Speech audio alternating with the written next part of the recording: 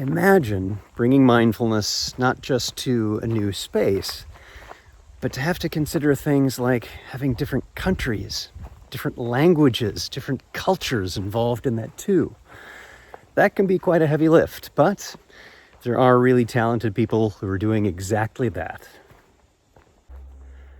Hello and welcome to Mindfulness Voyage. My name is Ted Meissner. Glad you could join us today. And I'm so excited to bring today's conversation with you because there are so many different elements that are part of bringing mindfulness into different places, and not just respecting, but inviting the diversity of people and cultures that it may encounter. So before we get started, please do like and subscribe if you're getting something out of these videos, and that really does help. It helps others to find these. So without further ado, let's speak with our guest today. Our guest today is Didi Mogashoa. Didi, welcome to the podcast. I'm so glad to have you here, and thank you so much for your willingness to share your time today. Thank you, Ted. It's great to be here. And yeah, I love how you pronounce my surname almost just there. And yeah, it's heartwarming. So I am Didi Mogashoa, and I'm very happy to be here. Thank you so much, and I'll do my best at the end to say that better. So I'm wondering if you could just give us a little bit of an overview of who you are and what you do. Yeah, so I am South African based in Johannesburg. I'm a mindfulness teacher, and I'm also a life and business coach. And what really lies at the heart of everything is that I also work with communities. So communities which are in underprivileged areas, and I take your mainstream education, and I saw that that's not all that's needed, but mental health and wellness, and so incorporate all my learnings thus far, which I have a background in psychology, my life and business coaching skills, and my mindfulness background. So I bring all that, and I do give 8-week mindfulness programs to the people, the groups that I work with, and also once I'm done that, I also do life and business coaching, depending with the area which the people I'm dealing with are at. There's a high level of unemployment in South Africa. There's a high level of trauma that people are undergoing, and also that is past and which hinders so much for them. And so, yeah, and I'm a mother of two boys, and I'm a mother of three dogs. Thank you for sharing that, especially as a dog owner as well. And I'm wondering if you could also say a bit about so much of what you do is through the Institute for Mindfulness in South Africa. I'm wondering if you could say just a little bit about that. Oh, thank you, Ted. I always forget everything else. So IMISA, Institute of Mindfulness South Africa, is a non-profit organization which I happen to be one of the board members on. And we do quite amazing work, if I can say so. Its focus is really doing work on trauma sensitive, so bringing mindfulness in a trauma sensitive ways to communities. And also, of course, there's a more formal side to it of things in terms of the teaching. So we have now revised the way in which the mindfulness program has been taught, and it's more a sharing, an informed way of sharing. So teaching people who are working, for example, within the non-profit organization space, or who are working at schools, and who want to share mindfulness practices. So this is not for those who want to. So tier one is what we call it. So tier one is not for those who are actually going to be teachers, but those who want to be sharers And even if it's just to empower themselves. So perhaps it's a life and business coach who wants to be able to bring some mindfulness tools and share it with her client. So it's open to that kind of person, or anybody who's working maybe in palliative care or a physio and wants to share it with people that she sees or he sees. And so we're saying, and then of course, then there's tier 2 and hopefully tier 3, which will encapsulate uh, what used to be our 2-year program, which was done through in collaboration with IMISA, with Institute of Mindfulness South Africa, with Stellenbosch University. So now we've just changed things around a bit so that we can have a wider reach of people where mindfulness practices, techniques, and tools touch more lives. Yeah, let's talk about that a little bit because you are a leading voice in this need to understand the context, how people in different places, different cultures, different personal needs meet mindfulness. And I'm wondering if you could say just a little bit about why it's so important to teach mindfulness, to have that understanding of context in South Africa. Yeah, thank you for that question, Ted. We are in 30 years of democracy in South Africa.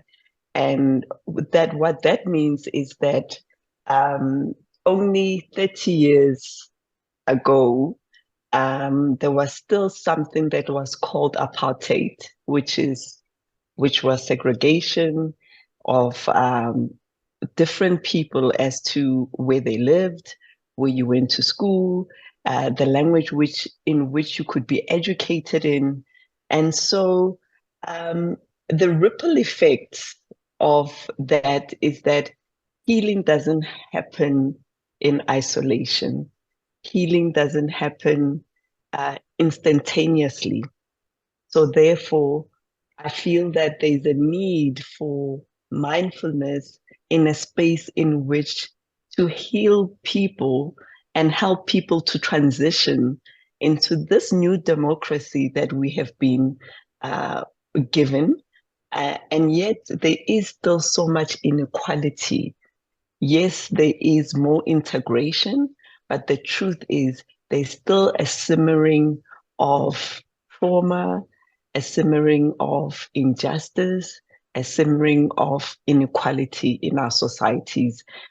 And how I see mindfulness assisting is that it can help people firstly, be in touch with that present moment, have awareness of what is happening within them, and have tools in which that can assist them to meet the challenges that they meet on a daily basis. Yeah, and that's such an important part of this is exactly what you just said so eloquently, Didi, is it's not about becoming numb. That's not what we mean for mindfulness. It's that awareness and making choices about how to take action to change those conditions. And that's a long slog. Democracy is very, very new in South Africa. It's only 30 years. It may seem like a long time, especially if you're younger, because that's your whole lifetime.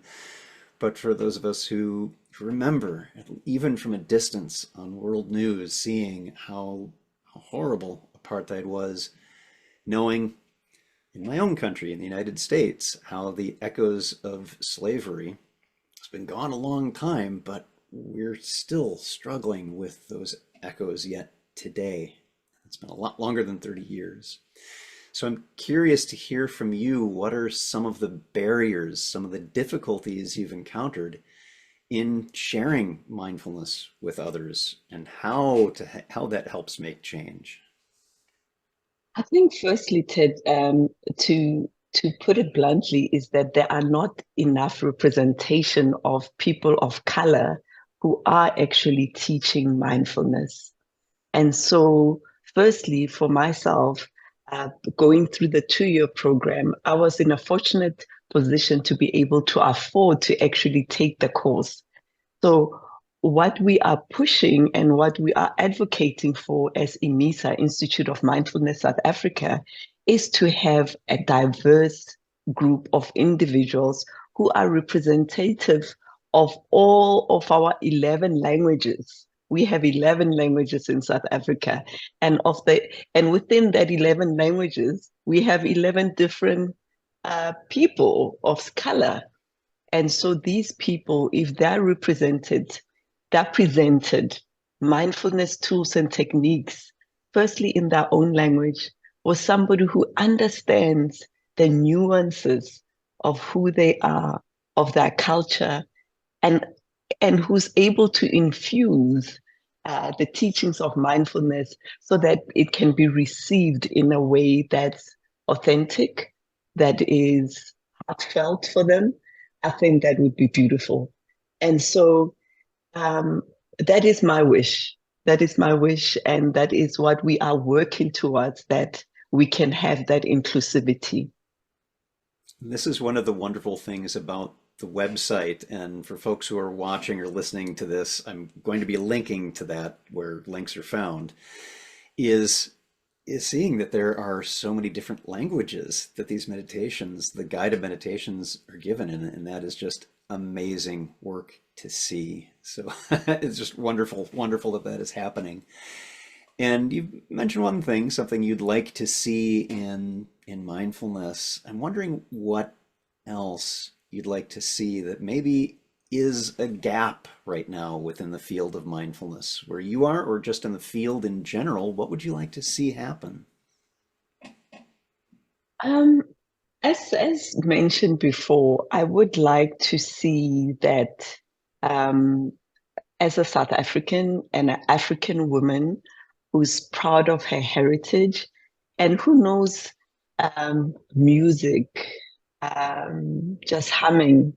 I have a good friend who told the story this past weekend. We happened to be at a wedding, and he had come back from Botswana, which is our neighboring country, to bury a family relative who happens to come from a royal family. And he described to me that within the type of the mourning, as they were mourning this male figure who was esteemed and loved by the community, he said the men were in unison humming, and the humming was meditative. And those were the words he used. He said it was a humming that was meditative, that was so healing and touching that he found himself tearing up because he could feel at his core the importance of this great giant that had now crossed over. And he said within that humming, he said it continued for quite a while. And he said within this humming, towards when it drew to an end, there was healing in it. And for me, I find that if we could include tools as humming, singing, dancing, drumming, that they could be seen as also part of the healing process, especially from the African continent, because that's how we express ourselves, whether we're happy, whether we're sad. There is singing, there's dancing, there's what we call sometimes ululating. At weddings, there's like beautiful sounds and rhythms that are made just through the voice. Um, that's what I'd love to see, Ted. And such a wonderful insight that mindfulness is not just one thing, and we mean more than just there are several different formal meditation practices. We mean culturally. Mindfulness Mhm. has a place, and that place may look different in one context and another. And that's a strength of diversity. It's how this grows. So thank you so much for that. And for those who are watching or listening to this podcast episode, again, I'll be providing some links where links are found in this. Our guest today, and maybe you can say your last name properly for me so I don't mess it up, Didi. Mogashoa. You So do a good job, Ted. thank You you do a good so job much. also. Thank you so much for being here. And please come back. I want to talk to you again sooner rather than later. Thanks so much. Thank you, Ted. I look forward to that. Till next time. Thank you so much for joining us today. I hope you enjoyed this conversation and exploration of what it's like to bring mindfulness to South Africa and the wonderful and amazing and diverse people who are there with different languages and ideas and ways of engaging with this practice. Remember, every moment you have a choice. Make it the best you can, and I'll see you next time on Mindfulness Voyage.